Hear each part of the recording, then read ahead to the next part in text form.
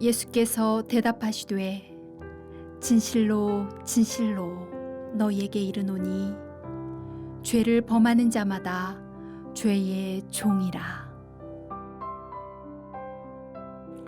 어렸을 적 읽으신 동화 가운데 안데르센의 분홍신이라는 이야기를 기억하십니까?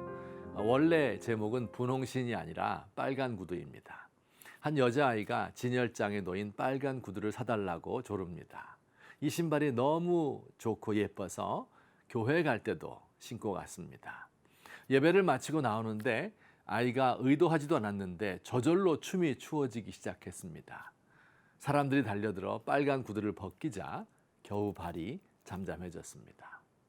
집으로 돌아가서 다시는 신지 말아야지 결심을 하고 그 구두를 신발장에 처박아 두었습니다.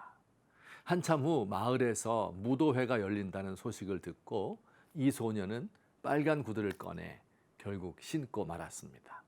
춤을 너무 잘 추어서 갈채를 받고 많은 총각들의 동경의 대상이 되었습니다. 그런데 문제는 춤이 멈추어지지 않는 것입니다. 왼쪽으로 가려 하면 오른쪽으로 돌고 계단을 올라가려 하면 춤을 추면서 계단을 내려갑니다. 무도회장을 빠져나와 집으로 가면서도 계속 춤이 저절로 추어집니다.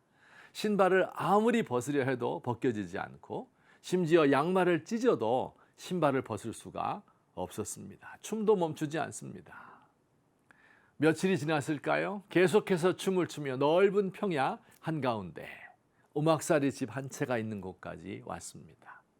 이 집에는 사형수의 목을 치는 사람이 살고 있었는데 창문을 두드리며 그에게 도움을 구하였습니다.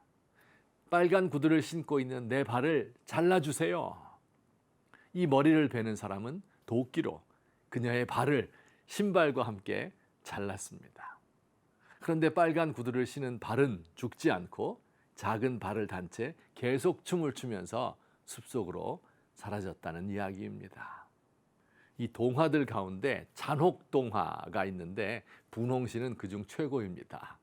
처음에는 여자아이가 구두를 신고 춤을 추지만 나중에는 구두가 춤을 추고 여자아이는 따라갈 수밖에 없습니다. 멈추려면 발을 자르는 수밖에 없습니다.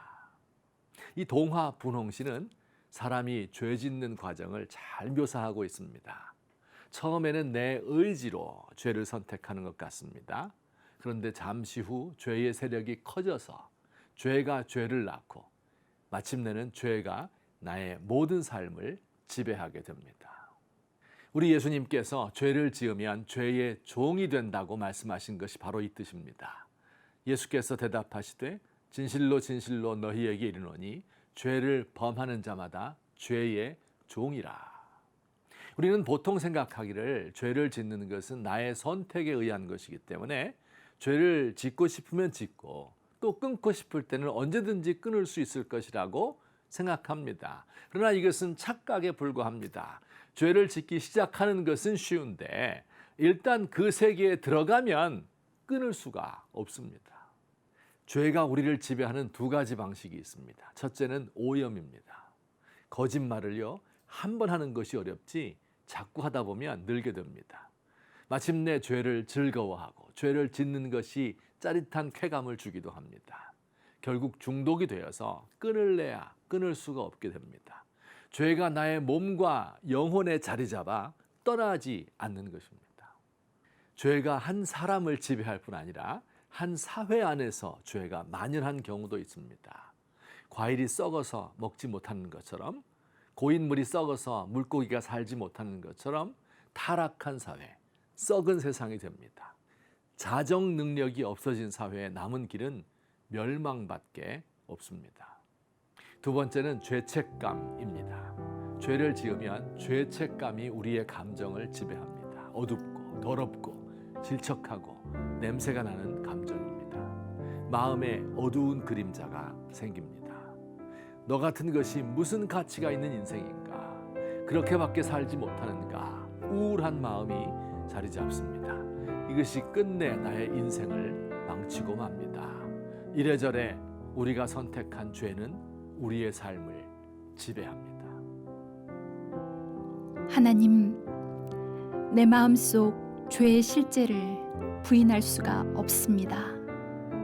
아무리 덮으려 해도 냄새가 올라와서 나의 영혼을 괴롭히고 아무리 닦아도 지워지지 않는 핏자국과 같이 내 몸에 남아있고 아무리 벗어버리려 해도 벗겨지지 않는 무거운 짐입니다.